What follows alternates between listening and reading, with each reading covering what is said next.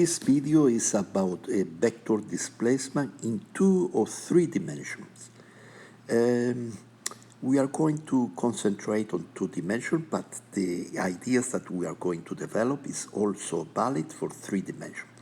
So suppose we have the vector position R1, which is the position of the particle that is here at R1, and of course this position is at time t1. Let's go to start writing t1 here. So the object is here in time t1. t1 is 12 o'clock. So the object moves from this position to this position, and this position is related in our system of reference to R2. So R2 is the position, the new position at time t2. So this is the new position at time t2. Let's go to right here at time t2. So the object comes from here and arrives here. So in this picture we have 3 vectors: the vector R1, the vector R2, and the vector x that we don't know which one is the vector, but it will be very easy to know what is the vector x, because the vector R1 plus the vector x are 1 displacement vector from 0 to this point.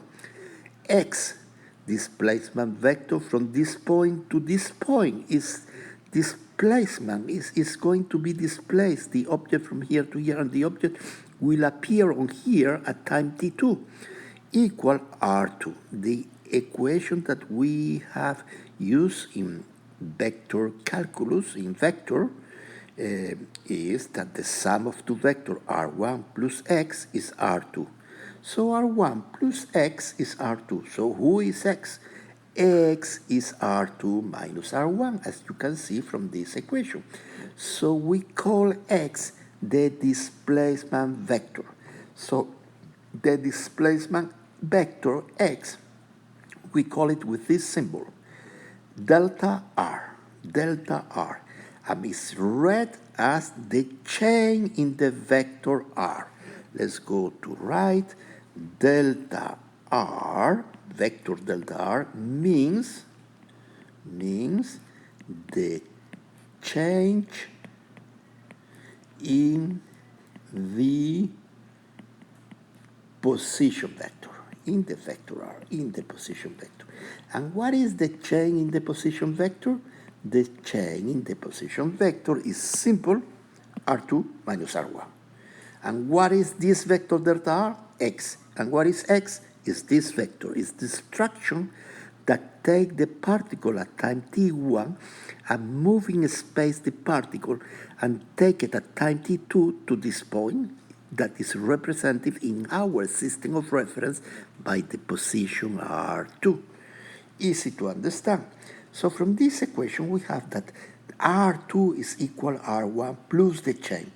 Always is the same equation as before in 1-dimensional. The final position is the initial position plus the change, the vector change in this case. So let's go to solve this, more of this. Let's go to do this example, and this example is related to one simple example. Suppose that we have R1 like 5,1 plus 1j. I draw 5,1 plus 1j, this vector. And suppose that you have R2 1i plus 4j. I draw 1i plus 4j. Draw R1 and R2. Well, it's already drawn. Find and draw R2 minus R1. Okay, we will do it, but you can see what is R2 minus R1. R2 minus R1 should be this vector, the vector that's going in this direction. Why? Because it's clear that R1, because this is R1, this is R2, and this is, I say that this vector is R2 minus R1. And why I know that this is the vector? Because R1 plus this one, R1 plus R2 minus R1. R2 minus R1, R2 minus R1. What will be this sum? Well, this go to this is R2. The sum is R2, correctly? The sum is R2 means that is R2. I have checked that is R2.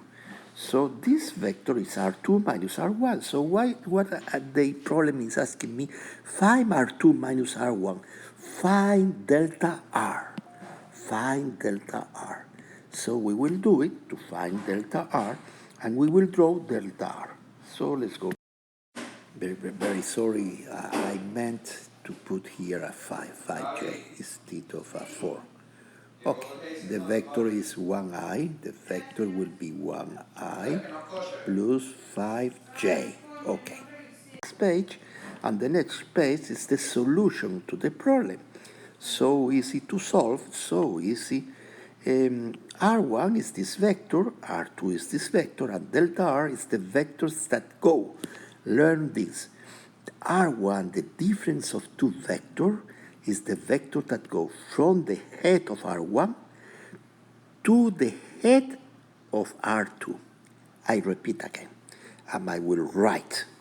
So I write R2 minus R1, R2 minus R1 is the vector R2 minus R1, this vector, R2 minus R1 is the vector that goes from the head of R1, from the arrow, to the head of R2.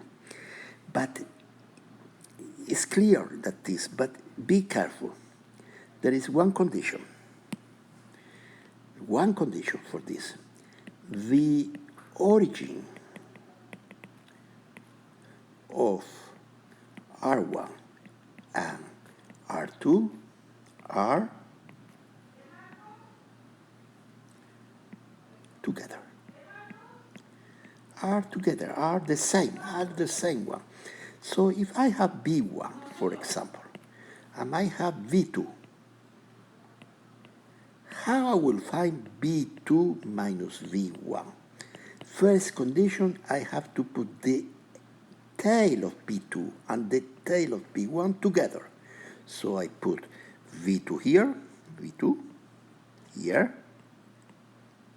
and V1 here, with the tail of V1 coincidence with the tail of V2, and V2 minus V1 now is the vector that goes from the head of V1 to the head of V2. This is V2 minus V1. Okay? V2 minus V1. So we have to find the vector delta R. Who is the vector delta R? The vector delta R is R2 minus R1. Easy to do it. 1i plus 5j is R2. And 5i plus 1j is R1. 5i plus 1j. So this will be I with I. 1 with minus 5, minus 4. 5 minus 1 is also minus 4. So it will be minus 4i minus 4j. But in this case, also the problem, it will be very, very easy to solve. Why? Because indeed, you don't have to make any calculation. If I give you the picture, this picture, is clear from the picture that delta R is this vector. This vector is delta R. Delta R is the sum of two vectors. Can you guess what is the sum of the two vectors that makes delta R? Can you visualize before I do it? Of course you can visualize. 1, 2, 3, and 4.